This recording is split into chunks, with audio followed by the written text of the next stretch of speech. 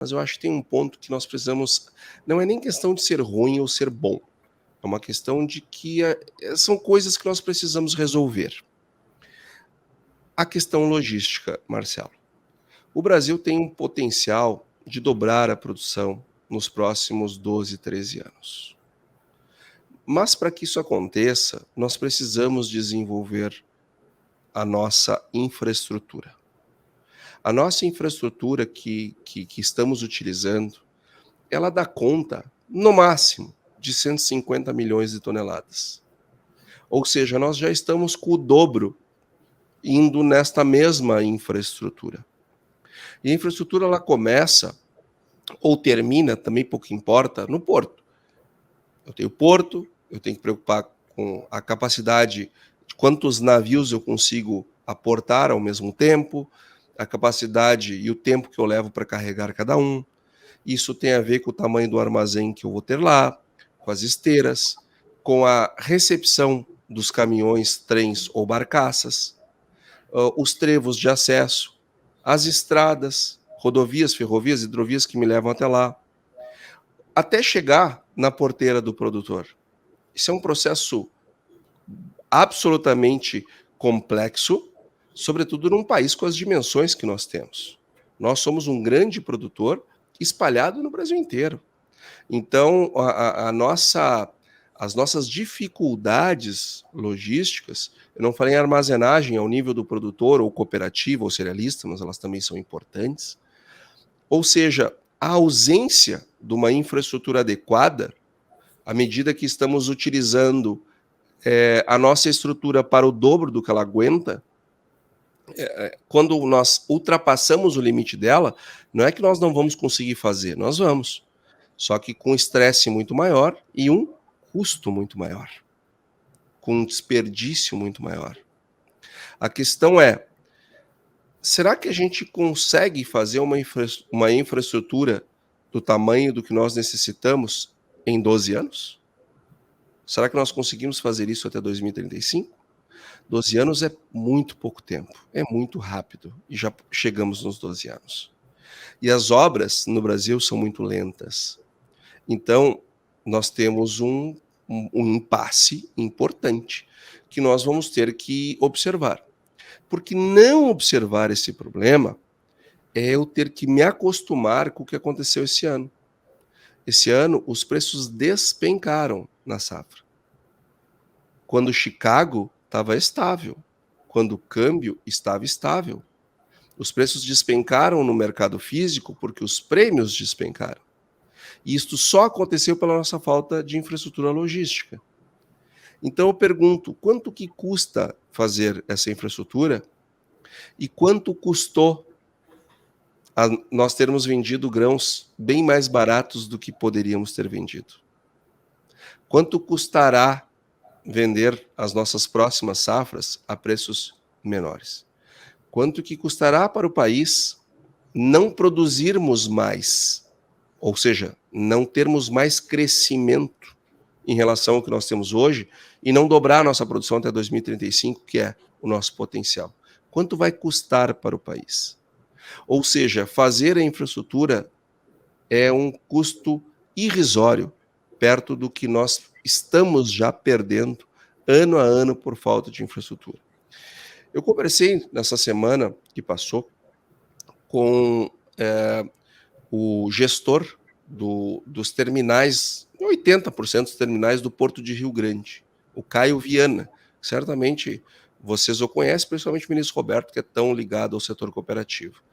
O Caio Viana, presidente da CCGL, ele me disse o seguinte, que 35% de toda a soja exportada pelo Rio Grande do Sul veio do Mato Grosso e do Paraná. Ou seja, imagina que absurdo eu trazer soja lá de cima para ser exportada no sul do Rio Grande do Sul. Quando uma empresa adota essa postura, é porque todas as demais possibilidades conseguem ser piores do que essa. Ninguém exporta por Rio Grande vindo de outros estados por desejo. É por falta de infraestrutura. Quanto está nos custando isso? O Antônio, Então, Antônio, deixa eu só fazer uma colocação para colaborar Claro. mais com você, se você me permitir. Você sabe qual que é o grande problema nosso do Brasil? É que os nossos governos, sejam eles de direita, de esquerda, de centro e tal, eles têm um envolvimento muito forte com as questões políticas e muito pouco com as questões econômicas, com as questões estratégicas, com as questões empresariais. Então, enquanto os nossos políticos não sentarem numa mesa, igual nós estamos aqui discutindo a coisa de forma de bom senso, de forma inteligente, de forma coerente, vai ser muito difícil nós mudarmos esse quadro no Brasil, porque todo dia, quando você lê os principais jornais, as discussões são só políticas. Isso que você está trazendo aqui é uma coisa fabulosa, é uma coisa fantástica. Por exemplo, o exemplo que você deu aqui foi muito feliz, né? A perda de valor da nossa safra, que custou no bolso de cada agricultor, que custou em menos impostos para o país, poderia ter financiado grande parte dessa infraestrutura que está faltando. Mas será que eles têm olhos para enxergar isso? Essa é a minha dúvida. Eu temo que não, tá? Eu tenho a sensação que o mundo político ele não tem clareza dos desafios econômicos que nós temos. E aqui, com todo respeito, sobretudo a nossa audiência, que eu sei que muitos têm suas posições políticas com muita convicção, o que é bonito e é positivo, só que nós temos que entender que em 12 anos eu deverei ter governos de esquerda e de direita. Assim, isso faz parte da democracia, a alternância de poder. Isso deve acontecer. Sim. Então, não é uma questão de direita ou de esquerda. É uma questão de fazer a obra ou não fazer a obra. Buraco não tem bandeira política. E nós temos que entender e nos modernizar no sentido de que não devemos esperar que o Estado faça as coisas. O Estado tem que fazer o plano. Bom, como é que nós vamos fazer? Vai ser uma rodovia? Vai ser uma hidrovia? Não tem dinheiro, concede. Para fazer desde o início. Não adianta fazer a obra e depois conceder. Não. Já deixa a iniciativa privada fazer desde o início. Dá 100 anos de exploração. Eu prefiro, durante 100 anos, pagar um pedágio para usar um equipamento que não existe hoje, mas que me serve, do que não ter esse equipamento. Então, Antônio, mas o problema aí volta na questão política. Aí vamos supor, dá uma concessão para uma empresa chinesa. Aí vem a oposição e começa a falar, estão querendo deixar o chinês dominar o Brasil. Aí você dá a concessão para uma empresa americana. Estão querendo deixar os Estados Unidos comandar o país. Então, assim, é impressionante como tem sido difícil o Brasil avançar. E o que a gente fica triste é que a gente vê outros países conseguindo avançar e nós que teríamos tudo para ser um país de primeiro mundo, com renda per capita altíssima, índices de educação fantásticos, a gente fica aí patinando com crescimentos baixos. O ano que vem, previsão de crescimento é só de 1,5%, enquanto o mundo vai crescer 3%. Né? Então, é isso. Mas... Eu já... Pode falar, Letícia. Eu vou falar na sequência. Desculpa, Antônio. Não, a gente vê isso em todas as instâncias, né? Eu falo que o tema que tem me preocupado aqui constantemente nessas últimas semanas é o CONAE, que a gente falou, que é a Conferência Nacional da Educação. É impressionante como a gente está falando do texto, do documento que vai ser referência para a criação da lei do ano que vem, por 10 anos do Brasil. Não tem estratégia. A maioria das pessoas não estão olhando para isso. Mas, assim, lá vai estar escrito que vai ser feito da educação para os próximos 10 anos. É de uma responsabilidade que isso respinga no Brasil para os próximos 50 anos. Né? A educação, ela guia, ou ela melhora o país, ou ela afunda o país. E, realmente, isso tem tirado o sono aqui. A gente está com a equipe técnica debruçada sobre esse documento, mas só assim, rapidamente, o documento, ele ataca o setor privado, ele...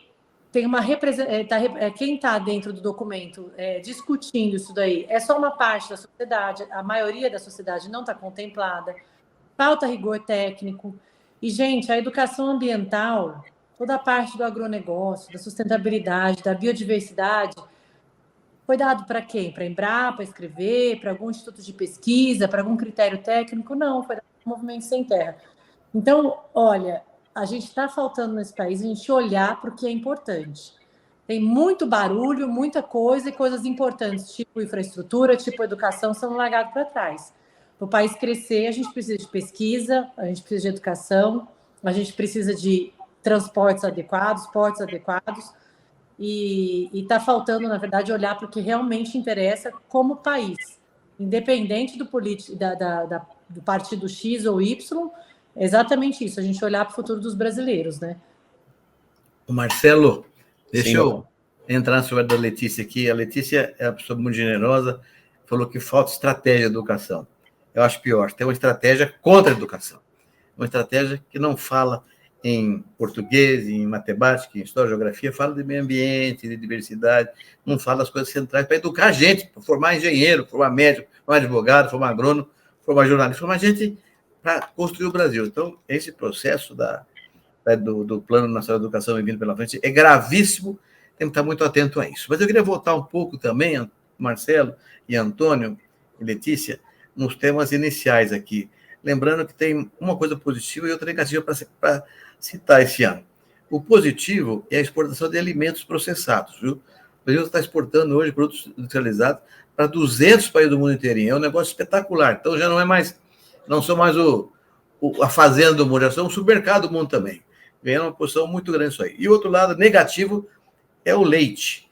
O Antônio citou o caso do Viana aí agora, uma produção de leite maravilhosa do Rio Grande do Sul, mas o fato é que nós deixamos importar leite subsidiado da Argentina, de grande dificuldade para o produtor de leite do Brasil. Foi um fato negativo ter política pública para a produção de leite aqui no Brasil.